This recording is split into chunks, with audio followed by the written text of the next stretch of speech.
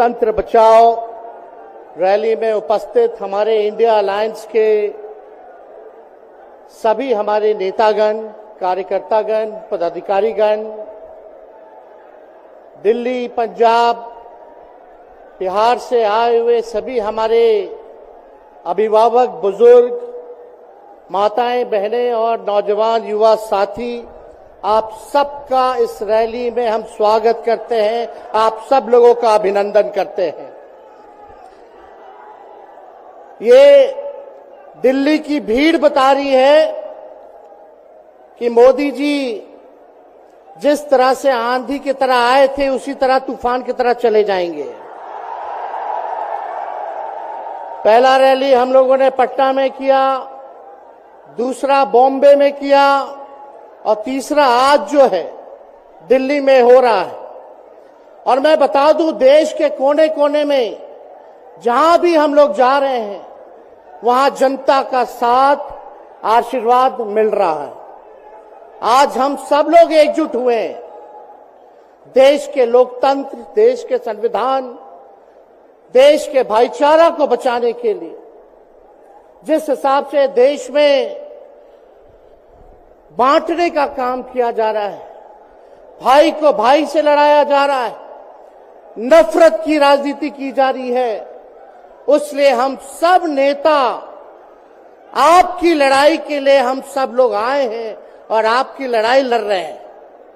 और हम लोग सब लोग चाहते हैं कि इस लड़ाई में आपका साथ मिले, आपका आशीर्वाद मिले और आपका प्यार मिले।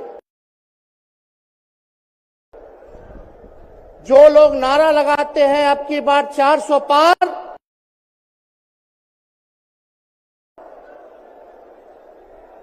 उनका मुंह है कुछ भी बोलेंगे, लेकिन एक बात तय है, जनता ही मालिक है, आप मालिक हैं और आपको तय करना है कि देश के शासन में कौन बैठने का काम करेगा।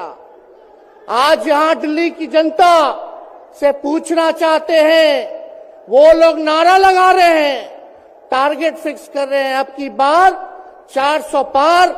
ऐसा लग रहा है कि पहले से ही ईवीएम सेटिंग हो चुका है। ये लोग फिर भी आप लोगों से पूछना चाहते हैं कि आप लोग, ये लोग जो नारा लगा रहे हैं, क्या वो सच होगा या वो सत्ता से बेदखल करिएगा? हाथ उठा के बताइए, इनको सत्ता से बाहर करना है कि नहीं करना?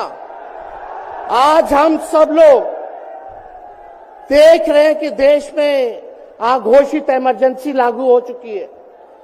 देश में सत्ता में जो लोग बैठे हैं तानाशाह रवैया अपनाने का काम कर रहे हैं, घमंडी हो गए हैं लोग। और आज हम लोग किसी को गाली देने नहीं आ रहे, लेकिन जो आंख से देख रहे हैं वो बताने आ रहे हैं, जो महसूस कर रहे हैं वो बताने आए हैं। सत्ता में लोग जो बैठे हैं, विपक्ष का धर्म बनता है, कर्तव्य बनता है कि उनसे हम लोग सवाल करें। आज मेरा मानना है कि देश में सबसे बड़ा अगर दुश्मन है तो बेरोजगारी है, महंगाई है, गरीबी है। आज यहाँ लोग हैं, नौजवान हैं, नौजवानों से पूछना चाहते, बताओ कितने नौजवान यहाँ जो हैं मोदी जी ने नौकरी दिया? हाथ उठा के बताइए। कोई नहीं मिलेगा। मोदी जी ने कोई नौकरी नहीं दी, सब कुछ जो है प्राइवेटाइज कर दिया। और हम लोगों ने बिहार में जब कांग्रेस लेफ्ट, इंडिया अलायंस की सरकार थी, 17 महीने में 5 लाख नौकरी हम लोगों ने देने का काम किया। आज किसान तबाह है, युवा परेशान है, लेकिन किसानों से मोदी जी को मिलने का समय नहीं है। मोदी जी मिलते तो प्रियंका चोपड़ा से मिलेंगे, किसानों से नहीं मिलेंगे। अक्षय कुमार को इंटरव्यू देते थे पिछले चुनाव में, इस बार बिल गेट्स को बुला करके इंटरव्यू देने का काम कर रहे हैं। लेकिन किसानों की समस्या कैसे हल होगी ये नहीं बता रहे। किसानों से उन्होंने पिछले चुनाव में वादा किया था कि उनका आय दुगना करेंगे। आज किसानों पर मोदी जी ने तलवार चलाने का काम किया है, जो हमारे अन्नदाता हैं। इसलिए आप सब लोग हम लोग जब आवाज उठाते हैं, तब मोदी जी और उनकी जो सेल है पार्टी की, उस पार्टी का सेल में कौन है? ईडी है, सीबीआई है, इनकम टैक्स है। लालू जी को तो कई बार सताया गया, मेरे ऊपर मुकदमा किया गया, मेरी मां पर, मेरी बहनों पर, मेरे जीजाओं पर, मेरे पिता के जितने संबंधी थे सब पर केस मुकदमा किया। अभी बिहार चले जाइए, कई हमारे नेताओं पे छापेमारी चल रही है, कई जगह ईटी का रेड चल रहा है, आईटी का रेड चल रहा है, लेकिन हम लोग घबराने वाले लोग नहीं। आज देश में जिस हिसाब से हेमंत सोरेन जी को और अरविंद केजरीवाल को गिरफ्तार करने का काम इन बीजेपी के लोगों ने किया है, तो उनको हम बता दें कि इनके गीदड़ भपकी से हम लोग डरने वाले नहीं हैं। हम लोग संघर्ष करने वाले लोग हैं, और पिंजरे में तो शेर ही को कैद किया जाता है।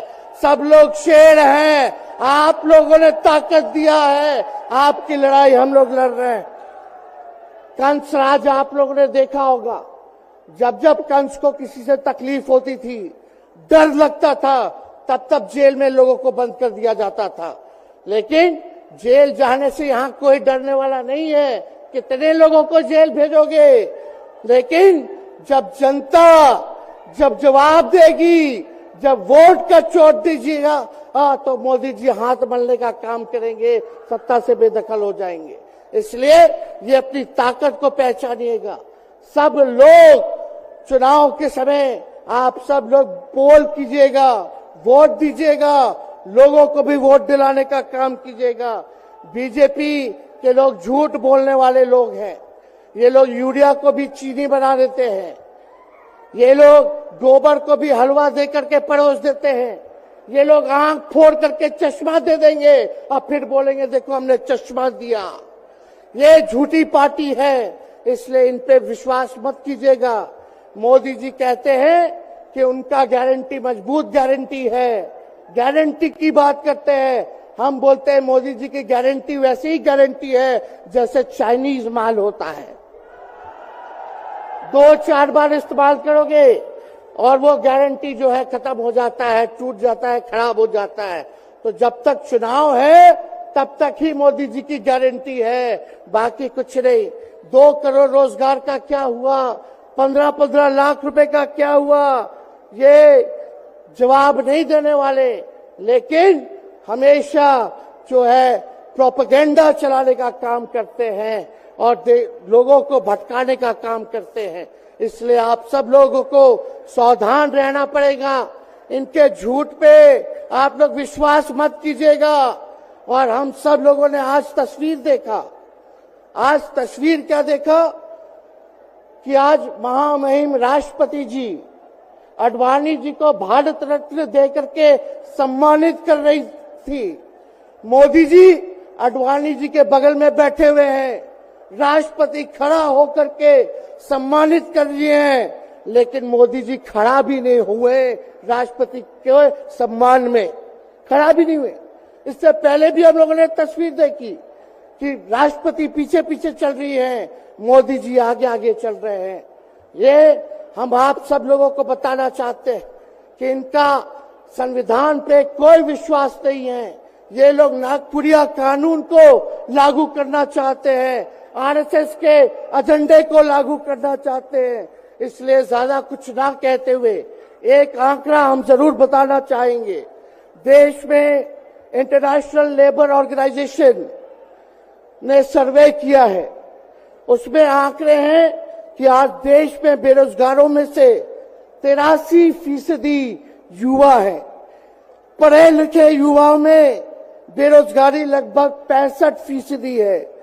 ग्रामीण क्षेत्रों में सिर्फ 17.5% युवाओं के पास ही काम है। यानी भारत की आत्मा गांव में 82% युवा आज बेरोजगार हैं और मोदी जी इसके बारे में कोई काम नहीं किया। आप एक बार विश्वास कीजिएगा, अगर इंडिया सरकार की अलायंस की सरकार बनती है तो नौजवानों को हम लोग नौकरी देने का काम करेंगे, बेरोजगारी को दूर करेंगे।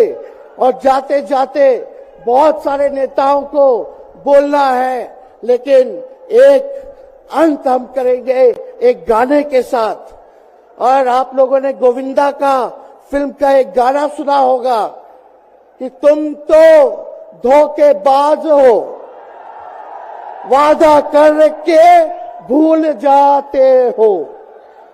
रोज रोज मोदी जी तुम ऐसा करोगे, रोज रोज मोदी जी तुम ऐसा करोगे, जनता जो रूठ गई तो हाथ मलोगे।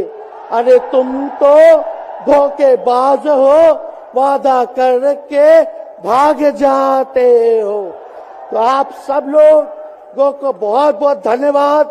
आप सब लोगों का आशीर्वाद मिले और हम सभी लोगों जो है आज मिसेस केजरीवाल और हमारी बहन कल्पना जी के साथ हम लोग जो है मजबूती के साथ खड़े हैं और इस लड़ाई को लड़ेंगे और जीतेंगे। बहुत बहुत धन्यवाद। जय हिंद। बहुत बहुत धन्यवाद। मैं एक सूचना हमारे पुलिस के जो साथी हैं यहाँ पे और जो पुलिस के सीनियर ऑफिसर्स हैं, मैं उनको ये निवेदन करना चाहता हूं। देखिए, ये शांतिपूर्व